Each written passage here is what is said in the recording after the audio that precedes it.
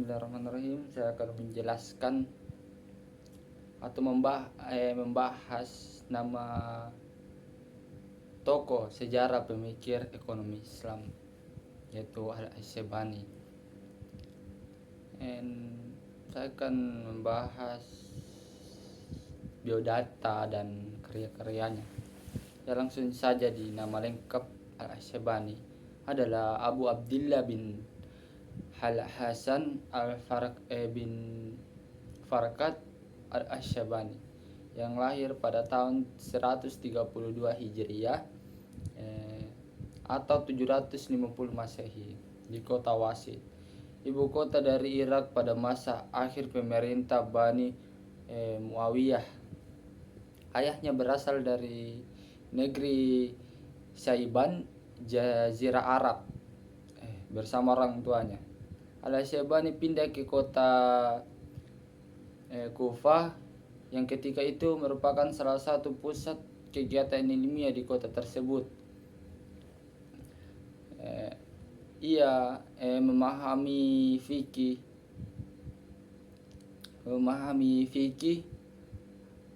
dan ahli al-rai yang mengandalkan akal.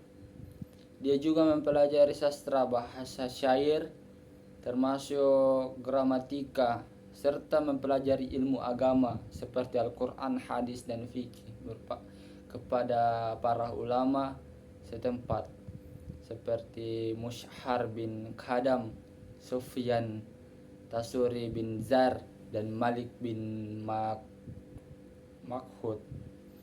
Pada usia 14 tahun, Al-Asy'abani berguru kepada Abu Hanifah selama 4 tahun.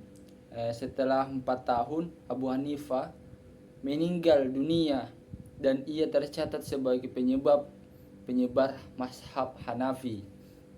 Kemudian Al-Asy'abani kembali ke Baghdad yang berada dalam kekuasaan Daulah Bani Abbasiyah setelah Abu Yusuf meninggal dunia. Khalifah Harun al-Rashid mengangkat Al-Asy'abani sebagai hakim kota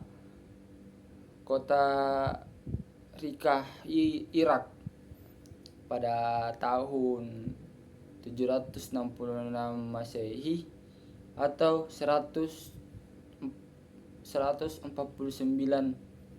Hijriah sampai 809 Masehi atau 193 Hijriah.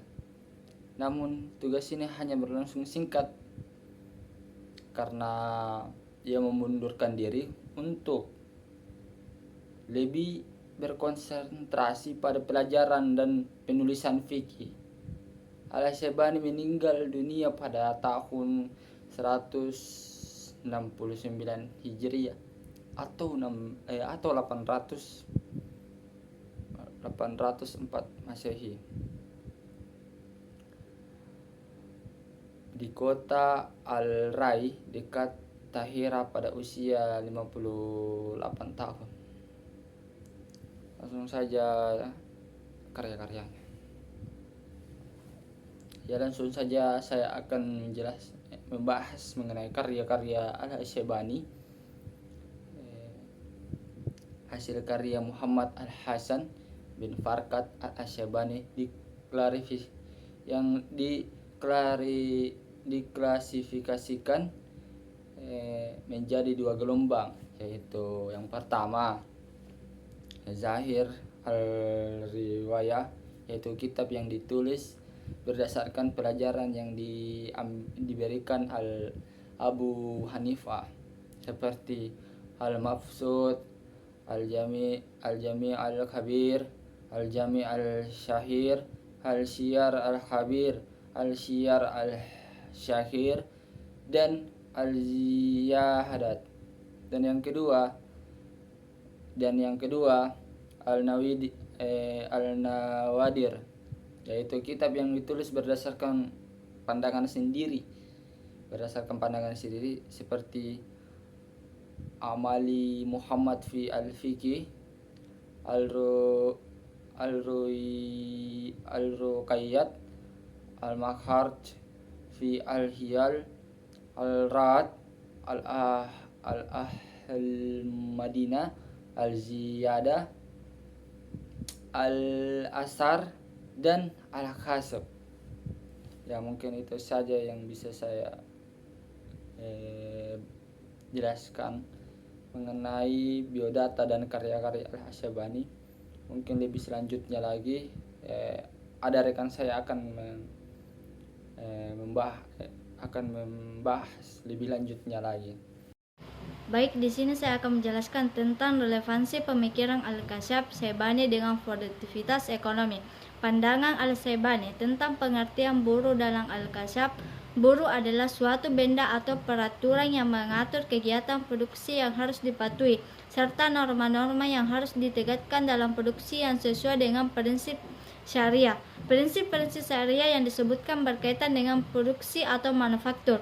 Produk dan jasa perlu dikategorikan halal atau haram, sehingga kebutuhan umat manusia harus diutamakan dan produksi perlu dilakukan dengan cara yang bermanfaat bagi seluruh alam semesta, bukan hanya manusia saja. Oleh karena itu, angkatan kerja merupakan salah satu unsur yang mempengaruhi produktivitas suatu barang atau jasa. Hal ini merupakan topik pembicaraan yang penting di negara manapun, terutama di Indonesia, di mana tingkat pengangguran yang rendah berkontribusi terhadap tingginya tingkat pengangguran.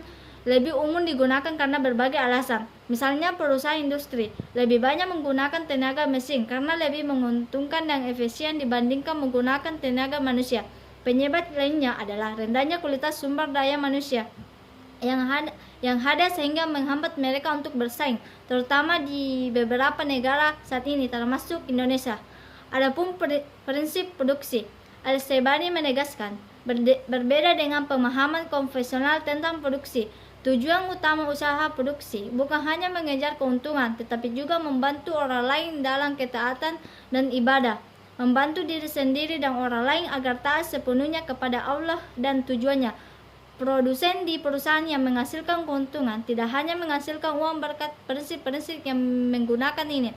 Keuntungan dinami juga mempunyai keuntungan sebuah anugerah yang luar biasa dari Allah. Dengan kata lain, strategi ini adalah cara Islam untuk menjadi kaya.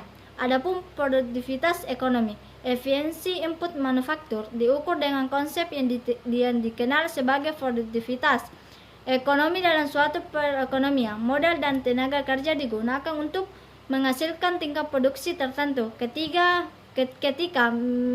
pembangunan ekonomi, produktivitas sangat penting karena selain memerlukan input yang lebih banyak, produktivitas lebih tinggi juga dapat menghasilkan pendapatan yang lebih besar. Secara tradisional, peningkatan nilai setiap karyawan digunakan untuk mengukur produktivitas pekerja. Sekian dari saya. Assalamualaikum warahmatullahi wabarakatuh.